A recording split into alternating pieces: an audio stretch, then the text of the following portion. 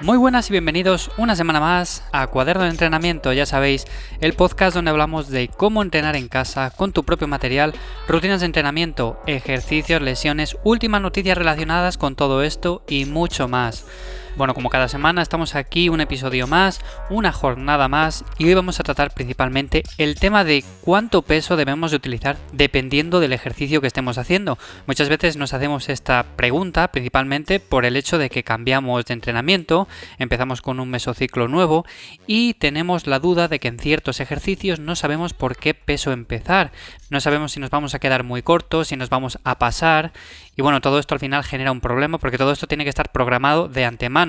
Tiene que haber una progresión, tenemos que tener mínimamente un conocimiento de semana tras semana cómo vamos a ir avanzando, ya bien sea en volumen, en repeticiones, cómo vamos a ir planificándolo y todo este tipo de cosas. Así que hoy el tema va principalmente de eso, pero antes, como siempre, patreon.com/ivllamazares.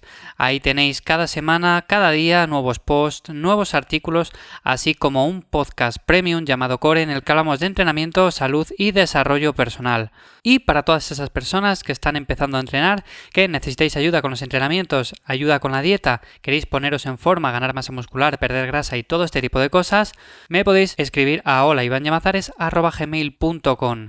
Ahí me contáis un poquito vuestro caso, vuestros objetivos y empezamos a trabajar juntos. Os echo una mano y conseguimos esos objetivos.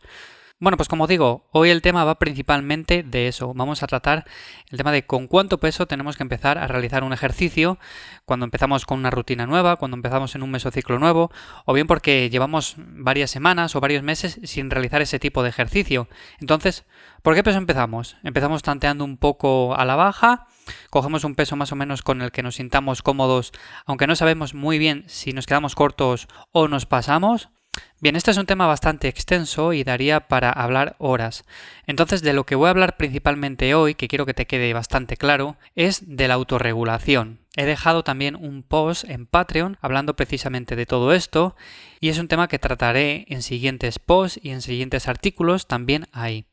Pero bueno, la autorregulación viene a ser cuando tenemos en cuenta estresores externos, tenemos en cuenta el estrés, tenemos en cuenta el descanso, la recuperación de los distintos entrenamientos y todo esto conseguimos interiorizarlo y valorarlo para que en siguientes entrenamientos no interfiera de manera negativa.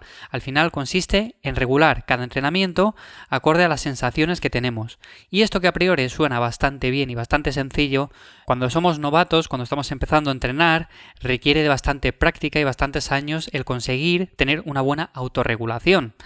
Es algo, como digo, relativamente sencillo, aunque bueno, para ello tenemos que habernos familiarizado principalmente durante un tiempo con el entrenamiento de fuerza, así como con los diferentes ejercicios, la técnica, etcétera, etcétera. Para no alargar mucho este episodio, como te comento, he dejado posts escritos en mi Patreon, patreon.com/ivllamazares, y hoy aquí te quiero hablar de un método de autorregulación de cara a los entrenamientos, para saber que aunque cojamos un peso u otro, vamos a hacer las mismas repeticiones efectivas o el mismo trabajo efectivo, hablando claro.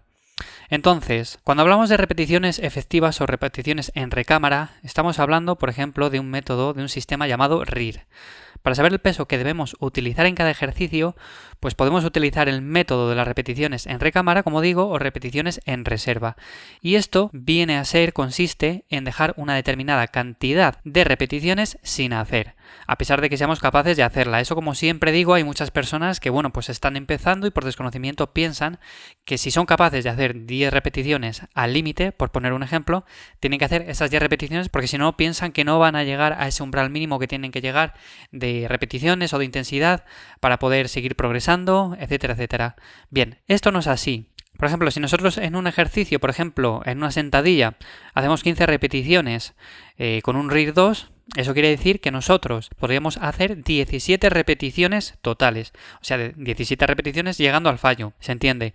¿Qué es mejor en este sentido? Bueno, pues sabemos que es mejor dejar un RIR 2, dejar esas 2 repeticiones en recámara, porque de esta manera el objetivo de este método es que cada persona sea capaz de escoger un peso que le suponga la misma dificultad relativa. Bien, entonces, de manera simplificada, una persona puede usar en un determinado ejercicio 100 kilos y otra persona puede utilizar 60.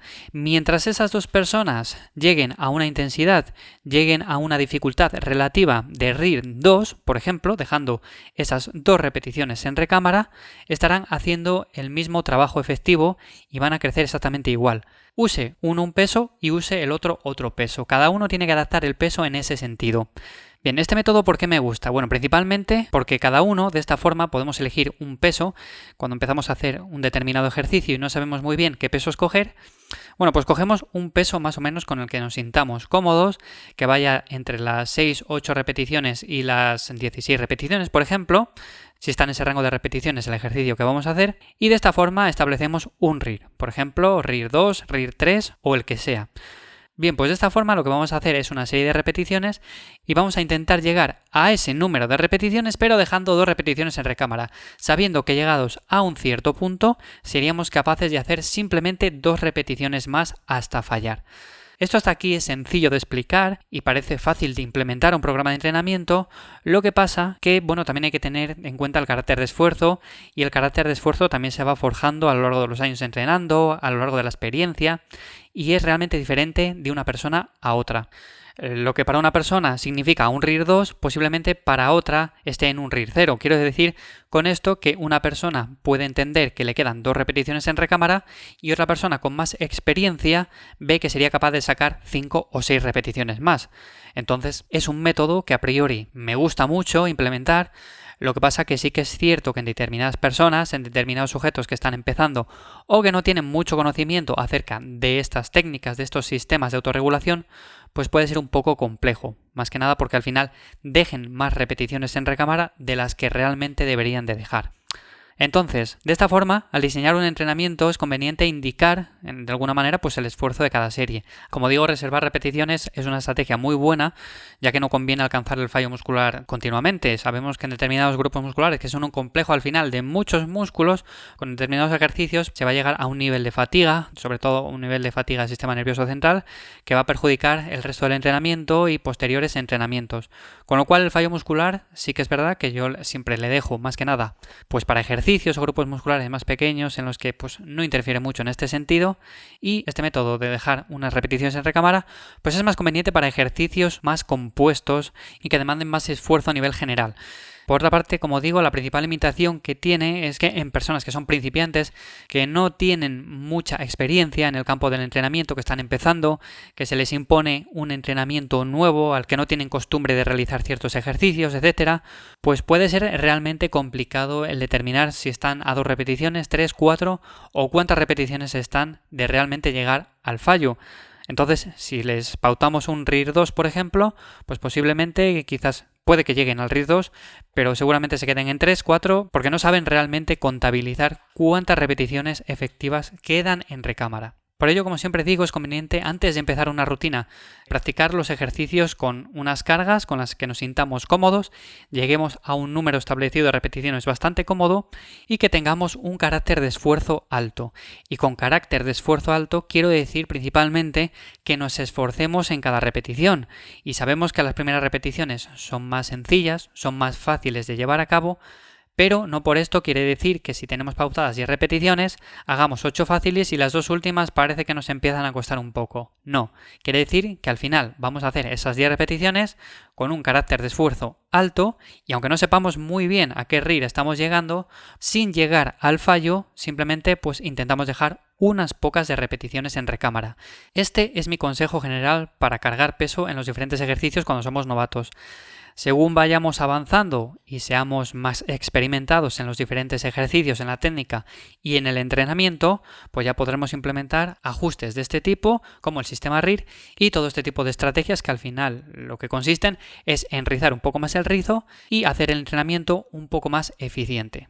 Bien, como digo, es un tema bastante extenso y queda para bastante, como veis, entonces he dejado información ahí en mi Patreon. También en las diferentes redes sociales voy subiendo información poco a poco, complementando todos estos podcasts. Me podéis encontrar tanto en Twitter como en Instagram, en @ivllamazares. Y seguiremos pues hablando un poco de todo esto y de muchos temas relacionados en siguientes episodios de este podcast, el podcast de Cuaderno de Entrenamiento, tu podcast de entrenamiento y todo lo relacionado. Sin más, nos vemos, nos escuchamos la semana que viene en un nuevo episodio. Un saludo.